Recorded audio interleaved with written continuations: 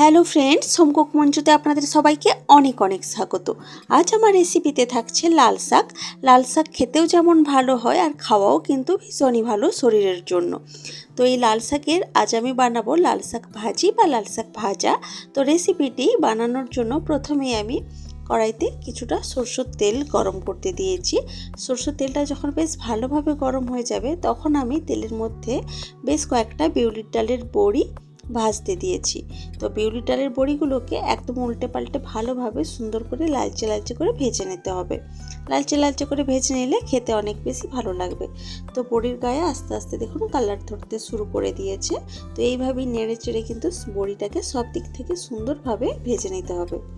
তো বড়ি কিন্তু ভাজা হয়ে গেছে, এখন আমি বড়িগুলোকে তুলে রাখছি। এই যে তেলটা রয়ে গেছে এই তেলের মধ্যে আমি ফোড়ন দেব। ফোড়ন হিসেবে দিচ্ছি শুকনো লঙ্কা আর তার সাথে দিচ্ছি আমি কালো জিরে।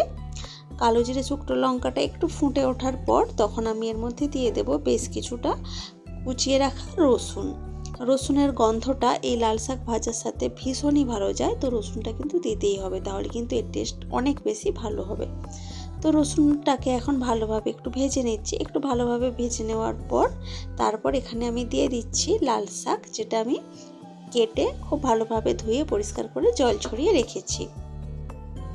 লাল শাকটাকে কিন্তু খুব ভালোভাবে ধুতে হয়, কারণ লাল শাকের মধ্যে অনেক সময় অনেক ধুলোবালি রয়ে যায়। তো লাল শাক কিন্তু বারে বারে জল পাল্টে পাল্টে ধুয়ে নিতে হবে, নাহলে কিন্তু খাওয়ার সময় বেশ অসুবিধে হবে, খেতে ভালো লাগবে না। তো লাল শাকটাকে এখন ভালোভাবে নেড়ে চেড়ে এখন এর মধ্যে আমি দিয়ে দিচ্ছি স্বাদ মতো নুন আর সামান্য পরিমাণ হলুদের গুঁড়ো। তো নুন আর হলুদ গুঁড়ো দেওয়ার পর একসাথে সব কিছু খুব ভালোভাবে মিশিয়ে নিচ্ছি।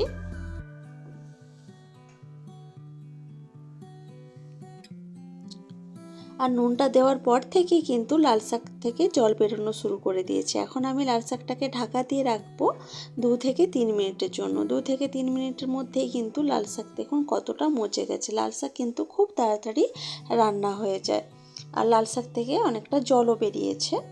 সেই জলটাকে এখন গ্যাসের আঁচটাকে একটু হাই করে আমি শুকনো করে নেব। তার আগে এখানে দিয়ে দিচ্ছি সামান্য চিনি দিলে লাল শাকের টেস্টটা ভীষণই ভালো আসবে। তো জল থাকতে থাকতেই আমি চিনিটা দিলাম, এতে করে চিনিটা গলে গিয়ে সব কিছুর সাথে খুব ভালোভাবে মিশে যাবে। তো চিনিটা দিয়ে সব কিছু ভালোভাবে মিশিয়ে নেওয়ার পর ভালোভাবে জলটা শুকনো করে নিচ্ছি এবং নেড়ে চেড়ে ভালোভাবে ভেজে নিচ্ছি শাকটাকে। এখন আমি এর মধ্যে দিয়ে দেব কিছুটা পোস্ত দানা। পোস্ত কিছুটা দিয়ে দিলে এর মধ্যে খেতে কিন্তু লাল শাকটা খুবই টেস্টি হবে। তো বেশ কিছুটা পোস্ত এখানে দিয়ে দিলাম। তো লাল শাকের সাথে পোস্তটাকে খুব ভালোভাবে মিশিয়ে নিচ্ছি। আর দেখুন শাক থেকে কিন্তু জল পুরোপুরি শুকনো হয়ে গেছে। এখন খুব ভালোভাবে নেড়ে চেড়ে শাকটাকে ভেজে নিতে হবে, এতে করে শাকটা একদম ঝুরঝুরে হয়ে যাবে, খেতে ভীষণই ভালো লাগবে। এখন আমি এর মধ্যে দিয়ে দিলাম যে বড়িগুলোকে প্রথমে ভেজে রেখেছিলাম, বিউলির ডালের বড়িগুলোকে, সেই বড়িগুলোকে একটু ভেঙে এর মধ্যে দিয়ে দিলাম। এখন সব কিছুর সাথে বড়িটাকে খুব ভালোভাবে মিশিয়ে নিচ্ছি। তো সব কিছুর সাথে খুব ভালোভাবে মিশিয়ে নিলাম এবং দেখুন শাকটাও কিন্তু ভাজা হয়ে গেছে, একদম ঝুরঝুরেভাবে ভাজা হয়েছে। গরম ভাতে কিন্তু এই শাকের টেস্ট ভীষণই ভালো হয়। গরম ভাতে যদি প্রথম পাতে এরকম শাকের একটা রেসিপি থাকে তো কোনো কথাই হবে না। তো শাকটা কিন্তু আমার পুরোপুরিভাবে একদমই রেডি হয়ে গেছে। ভীষণই সুস্বাদু এবং স্বাস্থ্যের জন্য ভীষণই ভালো লাল শাক। তো রেসিপিটি আপনাদের কেমন লেগেছে সেটা কিন্তু কমেন্ট করে অবশ্যই জানাবেন। ভালো লাগলে লাইক কমেন্ট শেয়ার করবেন এবং প্লিজ আমার চ্যানেলটি সাবস্ক্রাইব করে আমার পাশে থাকবেন।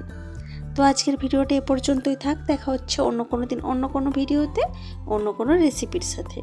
তো আজকের মতো টাটা, বাই বাই।